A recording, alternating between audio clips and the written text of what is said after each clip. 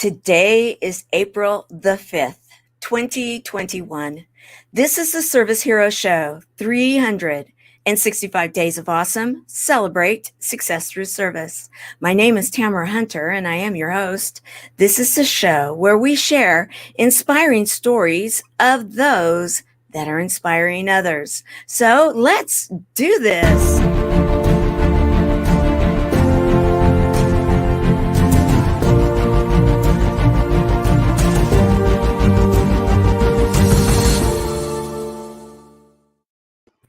Today is going to be a show where if you have ever been faced with any kind of domestic violence, if you have ever known someone that has, if you know someone that currently is, this is a show that you will want to be watching and you will want to share with others.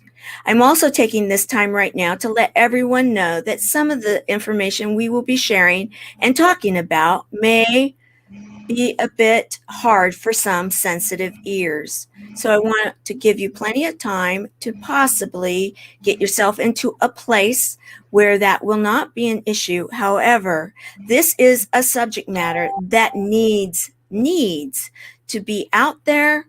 It needs to have light shining brightly on it.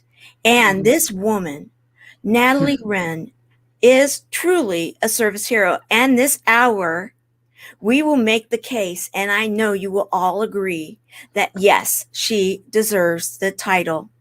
I am, however, not going to be the one to introduce her. I actually have a friend, someone that nominated her, that is going to do exactly that. Here we go. Hi, everybody. I'm Kellyanne, and I am friends with Natalie Renn, who is an amazing woman who deserves to be recognized.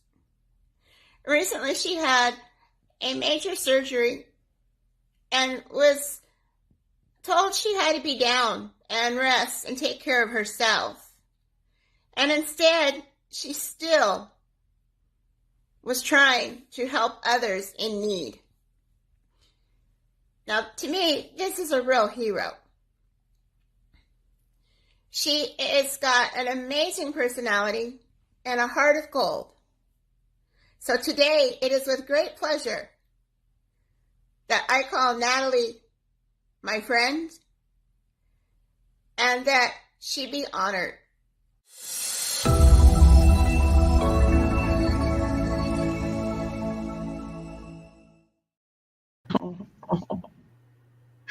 Oh, that was so awesome.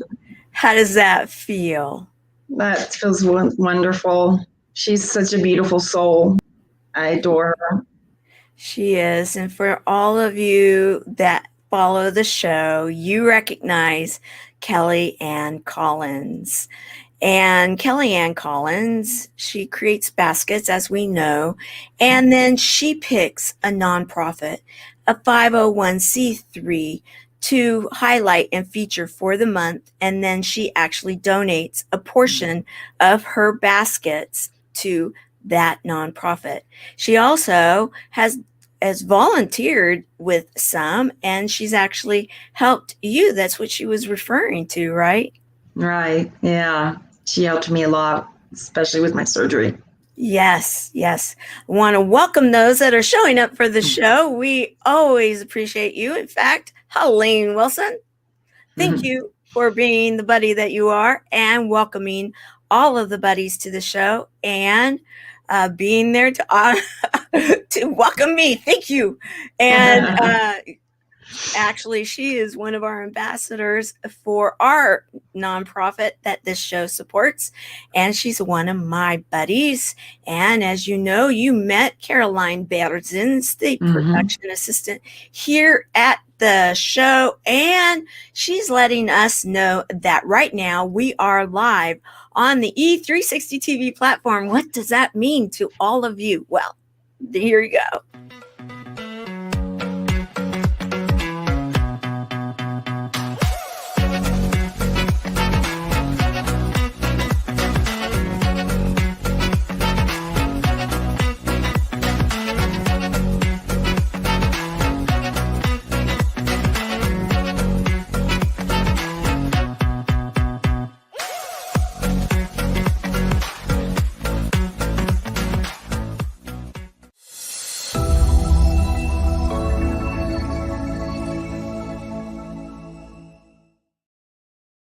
So let's talk. Okay. You have the pink bags. Yes. And the pink bags is a nonprofit, it says, right?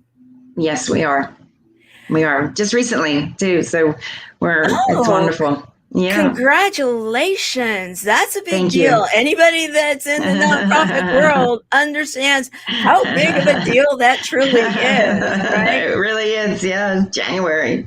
January. Yeah. Congratulations. Thank you. So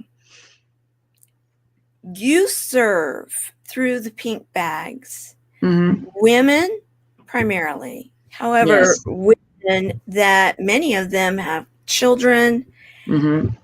And why don't you explain who it is that what they've experienced? Who are these women? Well, I serve women survivors of domestic violence that are living in transitional housing at the present moment. They've gone through the stages of being in a shelter. They're now in transitional housing as they're starting to create the beautiful life that they so much deserve to have. And what I do is I meet with the managers and I set up a delivery date. I find out how many women are in the transitional housing, and I create that many pink bags, which are actual hot pink purses.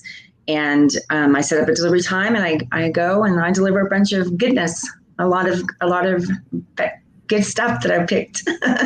I love this, and this is one. Oh, that's Jennifer. Jennifer, and you did put it on your public page. We're very sensitive of this subject matter here at the show. Very sensitive. However, you did put it out there, and I wanted people to see, what that looks like. What does it look like to get a pink bag? And I love this. And thank you, Jennifer, for being brave and allowing your picture to be taken. Goodness, a bunch of goodness. You did a video that shows a little bit about the pink bags and some of that goodness. Let's share this right now.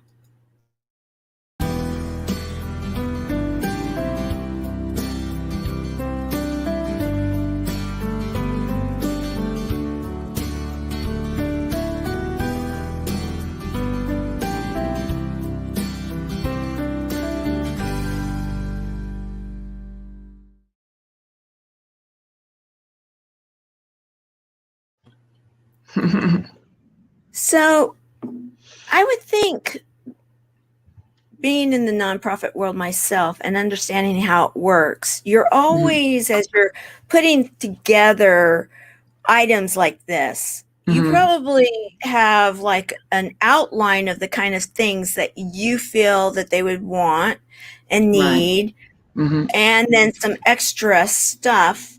And how did you come up with that list? Well, it started because when I was in my abusive marriage, I stopped performing self-care completely due to my development of complex PTSD. My anxiety was out of control, and I was very physically symptomatic because of the state of mind that I was in. So I stopped I stopped putting makeup on. I stopped dyeing my hair. I would wear the same clothes for days on end.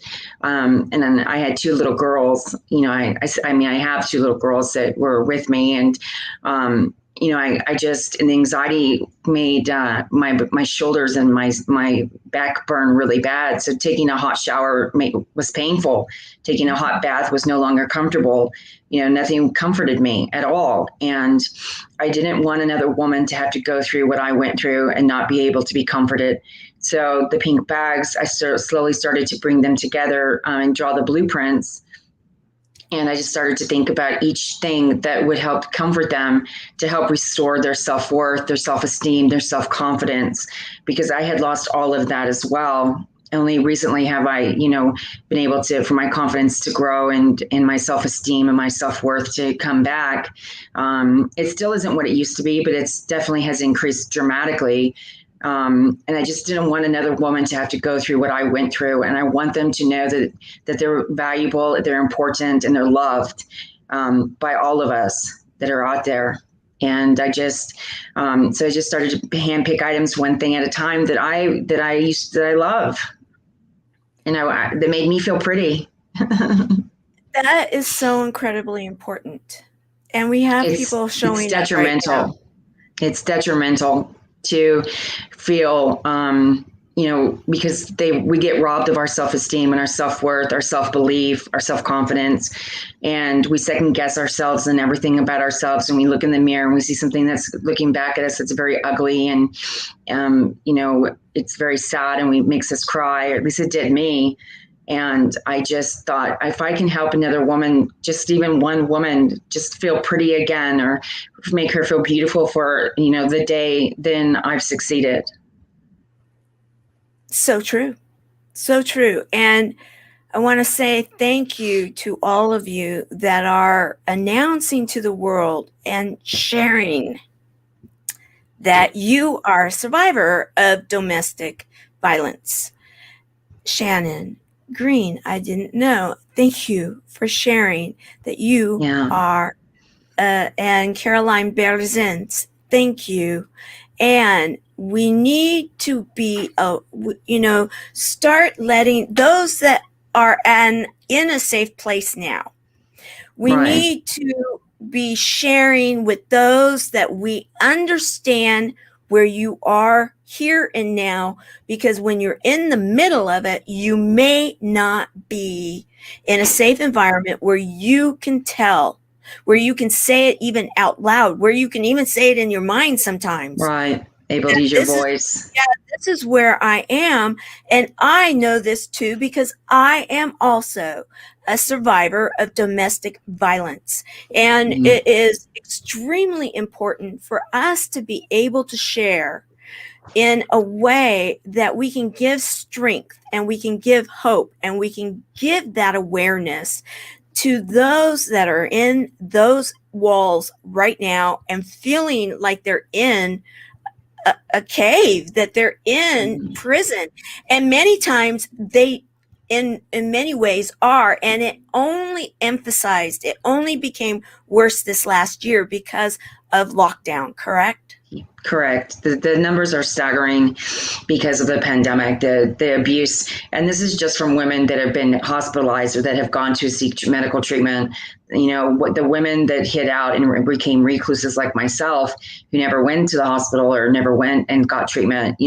There's hundreds and thousands of women out there that aren't being counted for, because they're hiding and they're in the shadows and they can't use their voice, and they need people like you and I to be able to be their voice for them at this time in their life. Right.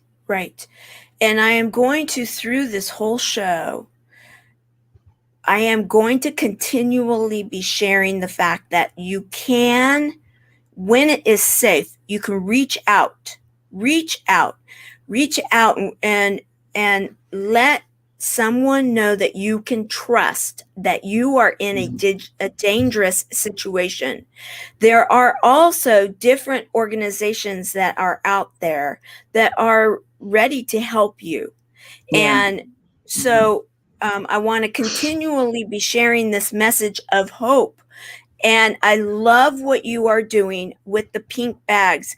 Now, this is somewhat of a new experience for you to be going live on web TV, on a TV, because this is still, when you have been in those places, when you have lived in those shadows, because it doesn't happen overnight. Wham, bam, you're in the shadows, ma'am. No, it is a gradual thing that can start oftentimes at a very early age, correct? Right. Yeah, it's like a web is weaved around you, and like a spider's web, and it's very intricate, it's very detailed, and a lot of society doesn't really understand that, and that's why there's such a big stigma about domestic violence and survivors. And so the stigma needs to be broken, because we need to educate society and let them know that we didn't do this to ourselves. There's nothing that we've done ever to deserve what we've gotten or what has happened. It's this intricate web that's weaved around us, and the abuse varies from one woman to the next, even from one man to the next. There's never any reason for abuse, period. No. Period. Exclamation point. big, huge. Let's put this out there in the biggest way. There is no excuse for Right. abuse. None None at at all. all. None None at at all. all. And in your situation, your abuse started at a very young age, didn't it? Yes, my mother divorced my father when I was about 2.5, 3 years old, and she met another man, and they ended up getting married, and it was started right before I went into kindergarten, and he was physically and verbally and emotionally abusive to me, and it was and he was like that as long as they were married, and they divorced when I was 17.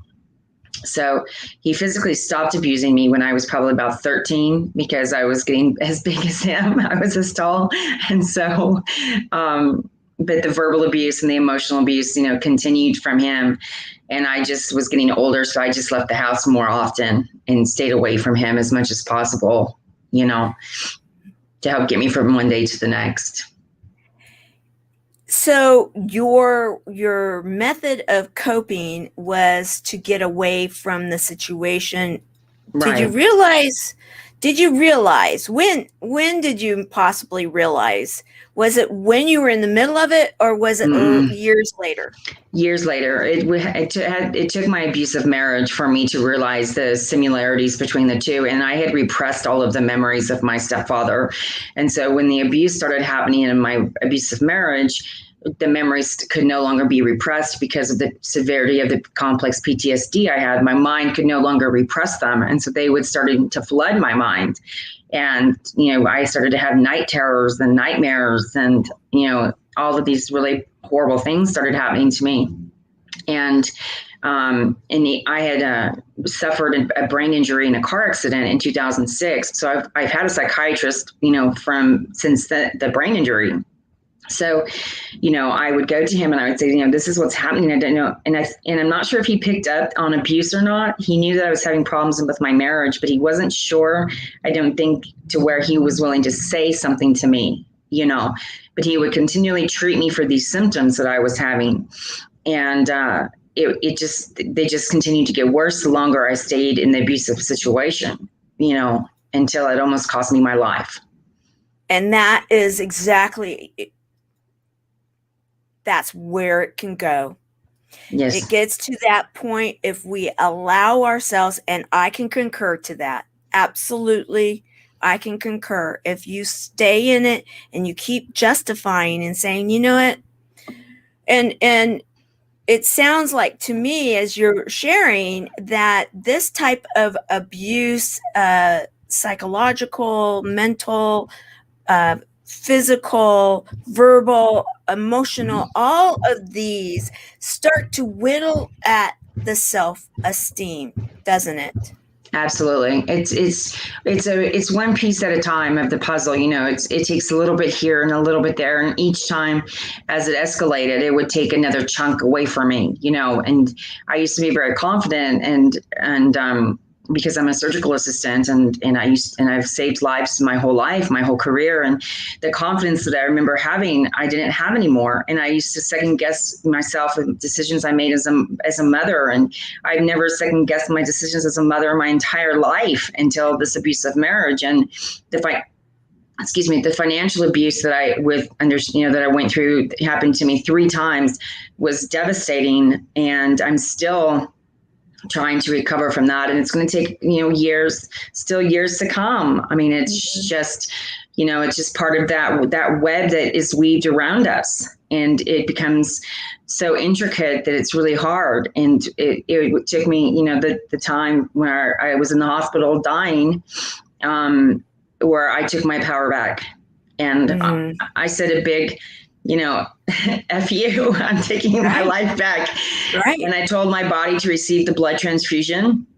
And I talked to my body and my organs and my tissues and said, receive this and let this heal us. And my faith got us through the hardest part. And I took the power back. And those last 3 months were the worst of the abuse I've ever sustained in my life, for those last 3 months when I was creating my safety plan. So it took me 3 months for my safety plan to be laid out. Thank you for mentioning the safety plan. Mm-hmm. unless you've now gone public, I don't know about your safety plan. A safety plan, for anybody that doesn't understand what it is, do you want to explain? Well, my safety plan is that I needed to make sure that I could get rid of him in a way that wasn't going to cause me any more or any additional harm or to my children at all.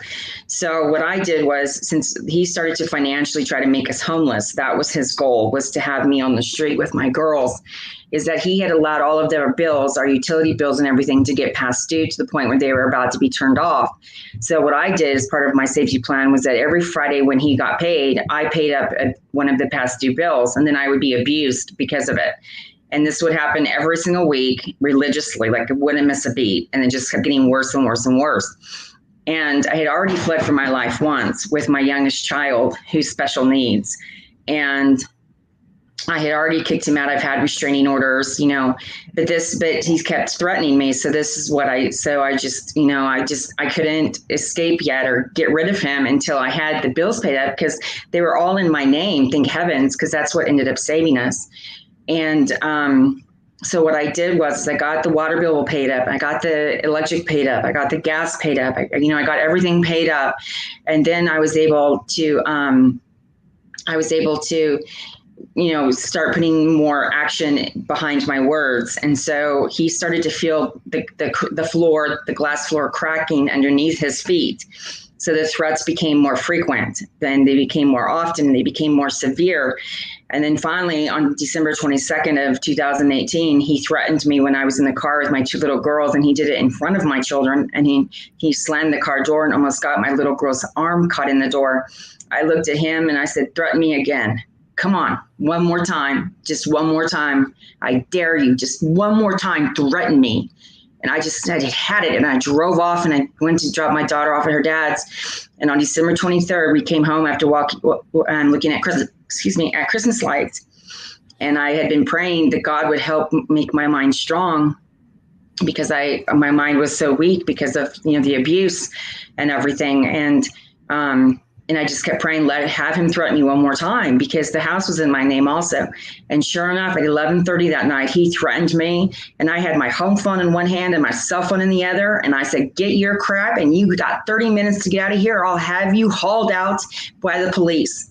And that was all it took. And he knew I meant it. And I forced him to give the key back to the house.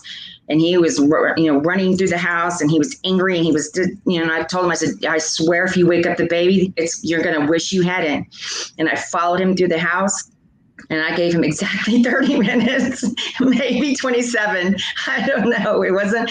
And he put everything in his truck, and he drove off in 30 minutes flat. And I never turned around. I never looked back. I filed for divorce 6 days later, and we were divorced in May of 2019.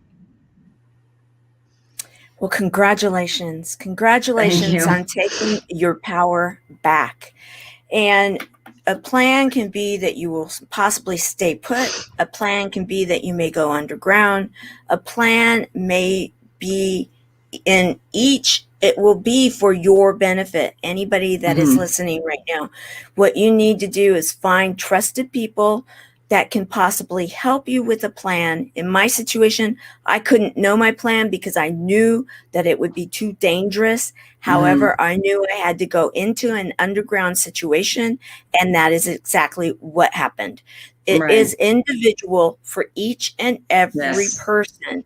And I congratulate you for working with the homeless shelters, the refuge, the safe places where these people, these women in particular with children, very vulnerable, guys, very vulnerable, where they can go to a safe place that they know that they'll be protected, and then help them to get on their feet again. And usually in those safe places, it's always different, yet usually some similar, is that there are people there to help receive. There are people to get a game plan for the balance, going forward in your life, to have a happy life, to get through it, and did you hear that? Get through it. That can be your past, and that you will have a future. It's scary. I'm not going to misrepresent that. Oh, it's terrifying. It's terrifying. However, now that you're on the other side, how does it feel?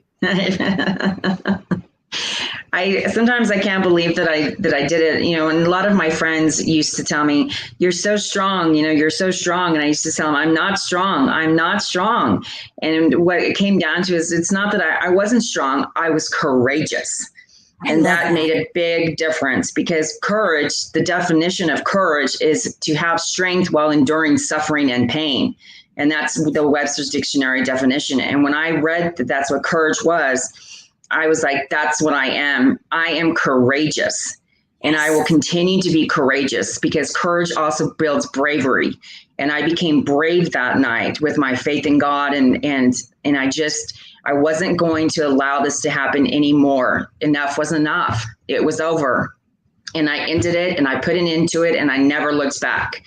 And, I had taken him back more than one time, and that's what we do. So we, take him back. And my reason was because I just wanted to know that he truly loved me, that he loved me.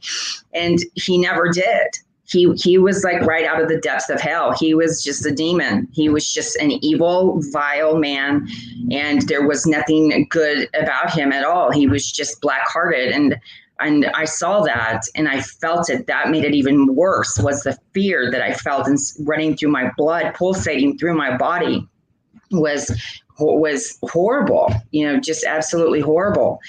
And now it's like, it's night and day. I'm rebuilding my life still financially, one step at a time, 1 month at a time, one payment at a time, one new credit card at a time, just one thing at a time. And I just, I take care of the pink bags with my own personal money, and I just pay cash for everything. And it's just the way that it is. I don't, I can't put anything on credit because of what's happened. So, but that's okay, because I'm alive. And there's beautiful Alicia. That's Alicia. And you're helping others to feel beautiful about themselves too. I'm trying. I want them to have more confidence. I want them to feel beautiful or smell beautiful or anything. Anything is better than nothing. If I can provoke positive emotions in a negative situation, then we've been successful. Right. And that's what it's all about, is take the negative and replace it with positive. It changes our behavior, it changes our attitude, it changes the way we talk, it changes the way we think. And that's what got me to get the strength, was that I realized that I was important, I was valuable, and I was loved by God, because I had lost every single one of my friends, every single one. I had no more friends. They had been my friends for 30 plus years, and I had lost every single one of them. I was a recluse. I had nobody. My family stopped talking to me, and I have 2 adult daughters, and they had nothing to do with me at all. I was alone with 2 babies, 1 special needs, and it was just me and God. And my faith never wavered. But so my mind hurt. I was hurt. I was wounded in my mind with the complex PTSD. And so I had to overcome this. And the way I overcome it is I prayed to God and said, please just give my mind the strength of 10 warrior angels. That's all I asked for, Lord, please, so I can get rid of him. And that night on December 23rd, my prayer was answered. And I begged him to send Michael or Gabriel, the archangels, down and be next to me, surround my house with 10,000 angels for protection. And that's what happened. And I was able to get rid of him. My wounded mind was able to get rid of that demon, of the evil and the badness and all the yuckiness and the just yuck, just not good. And the fear. And I slept so good that night. It was amazing. Once I locked the doors, and then the next day I had all the locks changed and he couldn't get in, and filed a restraining order, and the rest is history. And I want to congratulate you on your courage. I want to also once again congratulate you for being so courageous to be sharing publicly today about your courage and this experience, because there are so many people that need to hear that, what I'm feeling right now is exactly what you're explaining. And I also want to add to what you've been explaining, because my journey through it has been now decades. It was, Mhm. it's still, you still remember like it was yesterday. Right, Though right. I did go underground in 2000, and that's when my escape took place. I will say, because of it being so many years later, I am in a different place with the experience. And I want to share this too for those that are in the same place I'm at now. And that is, I have forgiven the Mhm. situation. I have let go, remembering the good. And I have vowed that, you know what, I can make the choices now for my life. And so I can choose to go on with my life, wishing the best for the other person in their life, yet not having to share our lives any longer. And Right. letting go with love, because there are so many things in our bodies. If we don't let go with love, at some point it could show up. And Absolutely. that's where the Absolutely. nonprofit that this show supports. And so that's why I just wanted to go a little bit into that for Mhm. those that are saying, wow, I'm feeling her emotion right now. Yeah, because you know what, it hasn't been that long. And No. you are feeling it, because also I do believe that people today need to hear this show, need to feel this, because they're going to say, wow, I'm not going crazy, am I? Oh, I remember thinking that too, like Oh yeah. Oh questioning yeah. myself and, Oh yeah. and really my Oh yeah. sanity, like thinking to myself, I'm insane. You keep doing the same thing over and over and over, expecting a different result. That's the definition of insanity. Second guessing myself as a mother. I really felt like was losing my mind at times. And to realize that I wasn't, as I educated myself on what domestic violence was, made me have a little bit more courage and gave me a little bit more added strength and empowerment to myself. And the day in the hospital when the life was leaving my body and I was receiving my blood transfusion to save my life is when I took back my power. And I knew that right then and there, I was not going to leave my 4 beautiful daughters motherless. Oh, it was, you would have to kill me before I was going to leave my daughters motherless. I'm supposed to be a grandmother one day. I've got 2 babies that need to get through high school and get to college. And with my special needs baby, she needs me. She desperately needs me to be there for her. And just all of that together was so important and crucial and critical. It gave me back the ability to take back that just enough power, Tamara, just enough in that hospital bed to be able to get out of the hospital the next day. The next day. That's huge. That's huge. That's huge. That's huge. Anybody that's been there and understands, anybody that's woken up in ICU, anybody that Oh, understands what it's like, understands what you're saying right now. And the biggest thing here is that I love what you have done to empower yourself, and the phrase that you use with the nonprofit, that empowering women to empower women. Empowering absolutely. women. Guys, take this in. Empowering women to empower women. And that is the message behind, that's the tag, if you will, the Mm-hmm. pink bags. So I have another clip I want to play. Hi, my name is Caroline Barrison, and I'm here today to honor a special service hero, and her name is Natalie Renn, and she is the owner of the Pink Bag. Natalie, I want to thank you for helping all those that right now cannot come forward. I want to thank you for all those that cannot be seen. I want to thank you for all those voices we cannot hear. And I want to thank you for all the services that you've done for the people and for the trafficking and the domestic violence. We appreciate everything that you do. So thank you again. Love you. Have a great show. Bye.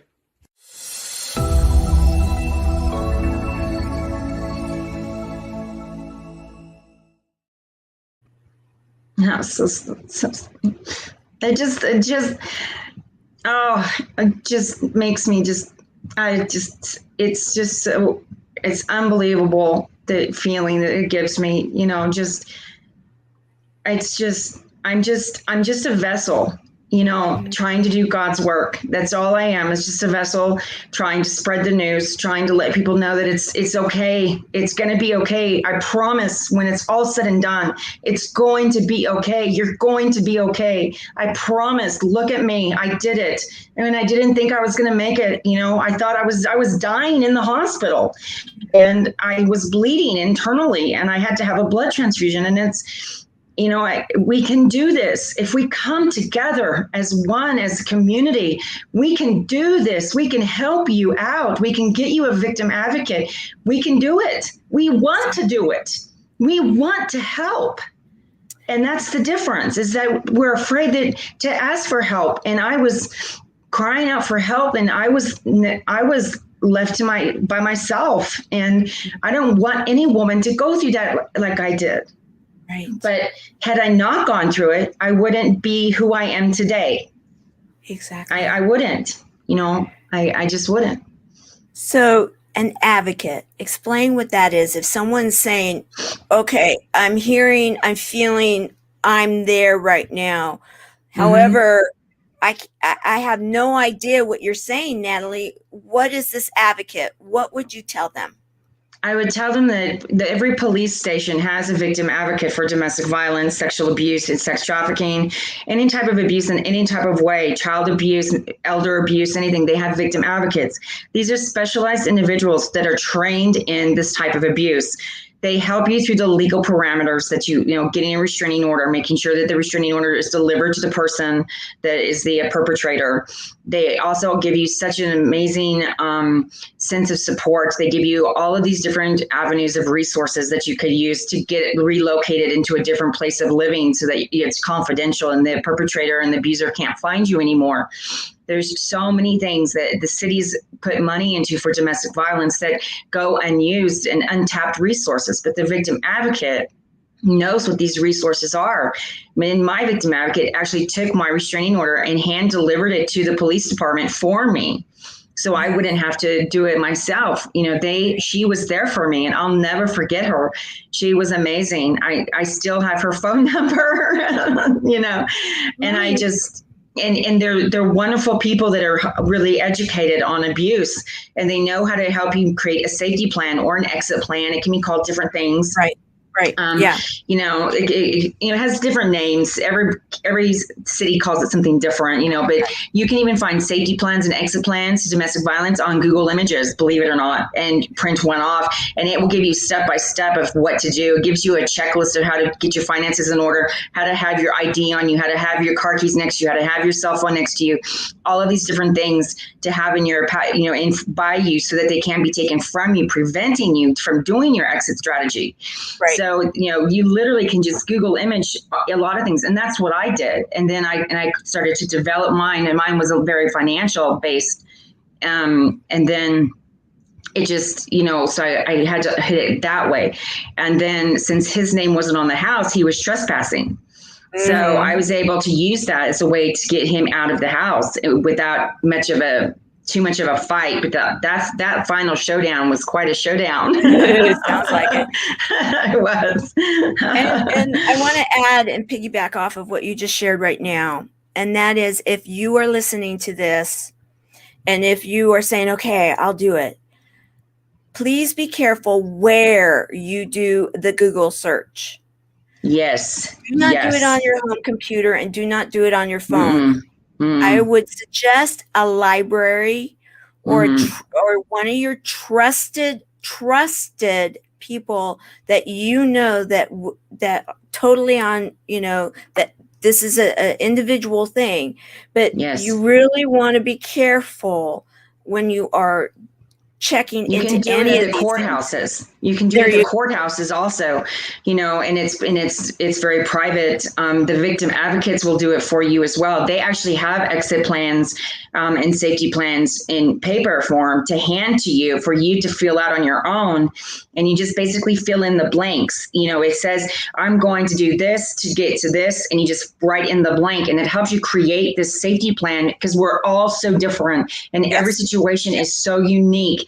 that we all will have it, we all are going to eventually have the same outcome of getting away from the abuser, right? But to get to that point, we're all different. Right. So thank you for sharing this, and thank you for all of you out there. I want to say thank you for you to Natalie for bringing this subject matter, which is not easy to talk about. No. And this is one of the very first times she has gone public, and shared it. It's the first time, right? It's the first time, yeah. Mm-hmm. It absolutely is. I want to say thank you for being so courageous once again to share this out there, because it is so critically important for those that are watching, and anyone that is feeling it in your gut right now that someone needs to be watching this show. You need to share it in a way that they can get it, that they can be watching it, so that they can learn for themselves that there are resources out there for them to be able to safely be able to move on with their lives. And there are safe zones that they can go to. For instance, Quick Trip, which is a gas station here, there are safety zones, and you can go in and you just go into the bathroom and it says this is a safe zone, and you text help to this particular number and it dispatches the police to come to help you at the gas station. So you can go to any police station, just pop in and just stop and just go there, and they will take care of everything for the rest for you. You will not have to return back to the house. They will have that person exit out of the house for you to go back to it. Then they will do an emergency restraining order right there. They get a judge on Zoom and they do a restraining order. They help you fill it out, everything. The victim advocate comes into play, and all you're doing is just driving by and you go, there's a police station. I'm going to stop and I'm going to do this. And they'll do everything for you, and they'll help you, and they'll hold your hand, and they keep you and your children safe. And that's what's so important, is that people are afraid to go to those police stations, but they're our friends. They are there for us. They were there for me. And I was always afraid of the law. I didn't know much about the law. And this was hard for me, to have a policeman in my house giving me the brochure that I was a domestic violence victim, and him taking the report and getting the restraining order. I felt shame and humiliated and embarrassed, that I was having to bring the law into my marriage, into my life. And the shame that you feel that you got to this place is just so overbearing and so heavy, and just, you don't want people to know, you want to hide it as best you can. But I don't have shame anymore. I'm not embarrassed. I'm not, I'm not at all. If it can help another woman, then so wonderful. Great. Yes. That's great. That's awesome. And this is why this is so important for everybody to understand right now, is that if you know of someone that you believe is in this situation, please, in your own heart and in your own mind, do not judge.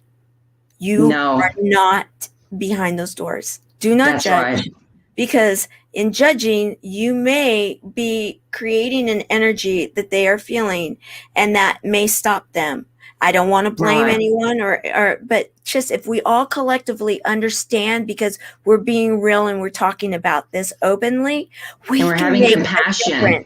We can make a huge difference, because there's strength in numbers, and knowledge is power. And if we can have an open heart and just pour compassion out of us and let the love flow freely from us, the hearts that we can heal, the minds that will get better and stronger, to let every woman know how important, valuable, and loved she is, just the way God loves us, is that's what pulled me out of it, is that I was important to God. I was valuable to God. I was loved by God. That's where I realized, and that's when my bullying and my negative self-talk was so horrific, but it started to turn around and become positive, because I realized He's never left me. Yeah. He's been there for me this whole time. And so I grabbed onto those thoughts, and I started doing positive affirmations. I was important, I was valuable, and I was loved. And I would say that to myself hundreds of times a day. And I noticed my thoughts started to change and become positive, and the negative self-talk got less and less and less, the more I told myself that I was loved, important, and valuable. incredibly important. So with that, you have created a nonprofit, the Pink Yes. Bags. Mm-hmm. And we're going to share something right here, guys, because there's so much hope. So much hope. Golly.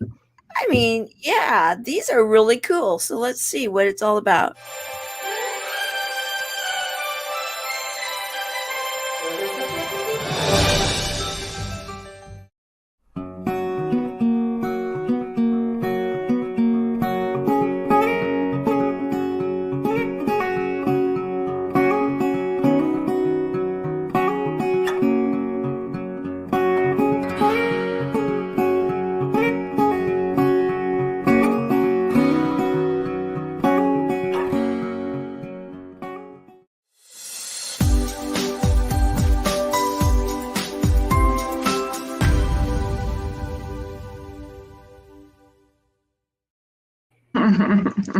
So Caroline, what an example. Just shared the show to someone that I know who Awesome. just went through domestic violence. That's what Wonderful. we need to do. We need to be Yeah. out there and sharing and sharing Yeah. and sharing some more, shining the light, the spotlight to say, we can do this. We can get through this together and Yes. we can change the patterns. And We so care. We yes, care. exactly. And so you started this. Mm-hmm. You I love this here that you, let me just share here, that you have like, these different, you put Vendor like what, shows. 30 different 30 items. different hand-picked items. Each item I've hand-picked, and there's over 30 because I can't stop picking more. I love to put stuff in the bags that might make the women feel wonderful, so I just go kind of crazy. I love it. I love it. And so you have done this. It is something that you've been funding. Guys, listen to this. You've been hearing how she's been putting herself back together. Yet many times, and this is why I told you at the beginning of the show, we would be making a case this hour. It was going to be tough, but we'd be making a case that Natalie is truly a service hero. A service hero is someone that will go over and above, someone that is thinking about others. And she is doing exactly that. She knows she's still in the midst of getting her own life back up and going, Mm-hmm. getting into a situation where she can move forward in a way that she knows that she can move forward. However, she's not going to let others feel as though they are alone. And that is what the pink bags are all about, right? Right. Absolutely. Absolutely. So let the women know that there are the community cares, that we care, and that they're important to us, and that when they come out of transitional housing, that they will have us there, that we will support them, that we will be compassionate and understanding, that we will fill them with love and have patience and tolerance, and not stigmatize them, because the stigma that comes with it is just horrible, Yes, it is. And I can tell you that it's been 21 years and there still stigma. is. Yes, there Yeah. still is. Yet we can go out there and we can change it. And that is part of Absolutely. what I am now really getting into, guys. And you have a conference coming up. I The do. Conference of Hope. And Yes. this is all about helping people to understand that there can be, with awareness, there can be hope. Absolutely. And you have got a powerhouse lineup. You've got some of your elected officials coming. You've got I do. other I can't believe. nonprofit I know. It's people wonderful. coming. It is an incredible lineup. How can people find out more about that? All they have to do is go to www.pinkvoicesofhope.com. You can register. It's free of charge. It's a free event. We're going to have a raffle drawing with my co-host Michelle Jewsbury of Unsilenced Voices, and we're going to have a wonderful time. The mayor of my city that I live in is going to be giving a welcome message. Our congresswoman will be speaking as well. I have 3 other wonderful women that are going to be speaking. I'll be speaking, and so will Michelle. And you just go and register at pinkvoicesofhope.com. The Zoom link to the conference is also right there on the website. So you can just go back to the website and click on the Zoom link and you just go right into the conference, into the Zoom room. It's going to be phenomenal. Awesome. I am so excited that you are doing this. So guys, there you go. On the 24th, correct? The 24th? Yes. It is a Zoom event. You can be anywhere, on your phone, on your computer, at a friend's house, at the library, anywhere. Mm-hmm. And so share this out too. And if someone should choose to help you, assist you in any way, there are donation buttons on the pinkbags.org, isn't there? Yes, there are. There's and every single dollar goes to creating another purse. So I don't have any income that comes from this. I use my own personal money to fund the pink bags, which I'm perfectly happy with doing. I have an amazing supportive boyfriend that has allowed me to grow my business and deliver more bags. My largest delivery was 14 bags. Boy, my car smelled good. When I had 14 bags. Let's do a shout out to Brad, there he is. Right? Yeah, that's him. That's my superhero. Another for those that are watching this and saying, I don't know about that ever again. There is, I understand. We all can. However, there can be life after. You can heal. Right. The healing process is very important, guys. Don't overlook that. No, don't. You shared, Natalie, and I will share too. I went through years of help to get to where I am now and sought out some extremely good people because I believe that we need to be able to recover from these, and we will recover. And if we keep going out there and sharing this, and you have recovered, and now that smile.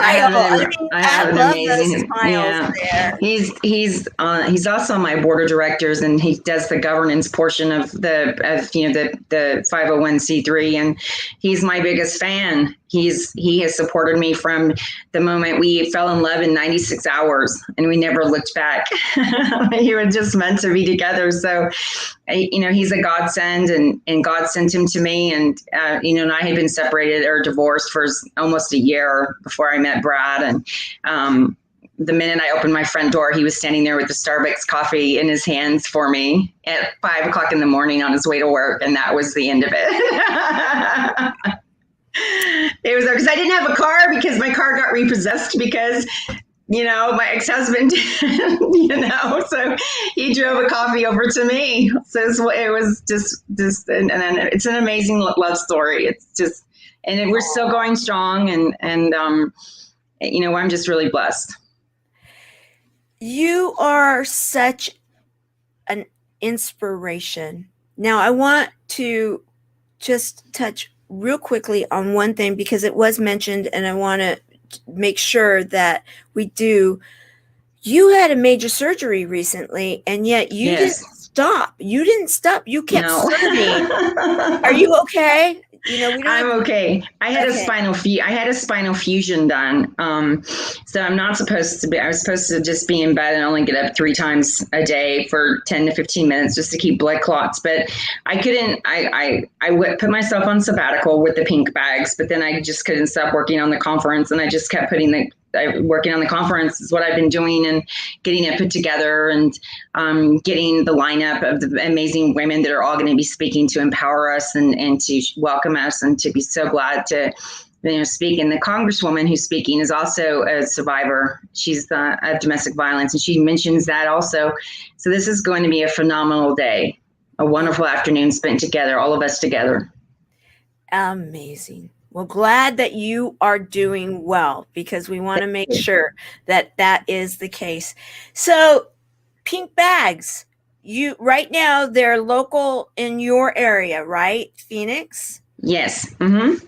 Will this ever expand out, do you think? My 5-year goal is to have pink bags in all 50 states. So we'll see how successful I get. Awesome. Right now I'm in California, and I'm in Arizona. So I've got 48 more to go.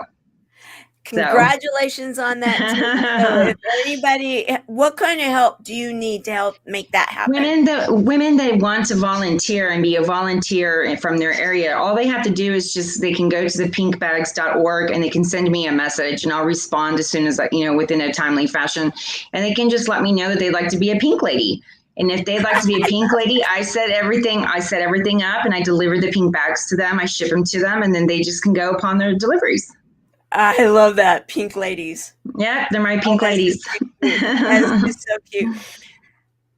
Congratulations on Thank you. Your courage. Congratulations on saying no more. Congratulations on being here with us today and sharing your story with the world, because it needs to be told and told and told. And you will be doing that exactly on April the 24th on your Zoom. That is wonderful. I am excited for you and for all that will be participating. You truly are a service hero. You really are out there serving others with your message, and the fact that you have picked yourself back up, that you said no more. I am going on. I have 4 daughters to be a role model for. I need to share with them, be a servant leader to, and a mother to them. I need to be alive. I need to be healthy. I need to be able to go forward, and I will go forward. And then on top of that, you have decided that, okay, I have been able to do it. I know others need to do it too. And I'm going to be there so that they can get their pretty on, that they can start feeling beautiful. Absolutely. Because feeling beautiful, sometimes it heals. Right, exactly. It might be that external just needs a little help, and then the internal is going, and then that what comes around and goes around, right? Exactly. Yes. It's taking a negative and turning it into a positive. And so I want to give them a bag full of nothing but pampering and positivity. Awesome. We have less than a minute. However, what would you like to leave everybody with? I just want to say, I've already said it several times. I want everybody to know, every woman or man that's in a domestic violence relationship, you are important, you are valuable, and you are loved so, so much. You have no idea. And just keep those 3 words in your mind at all times. And all the negative thoughts will turn into positive, and you will be able to empower yourself. Just, you have to believe it to receive it. And you can do it. I did it. You can do it. Yes, you can. Thank you for being the service hero that you are. And I want to say, you're welcome. Kelly Ann Collins, thank you for nominating. Yes. For her to share her inspiring story to inspire others. All right. Well, you go out there. You make it a great Monday. Everybody Absolutely. out there, you make too. it a great Monday. We will be back on Wednesday with another inspiring story to inspire you. See you then. Bye-bye, everyone. Bye.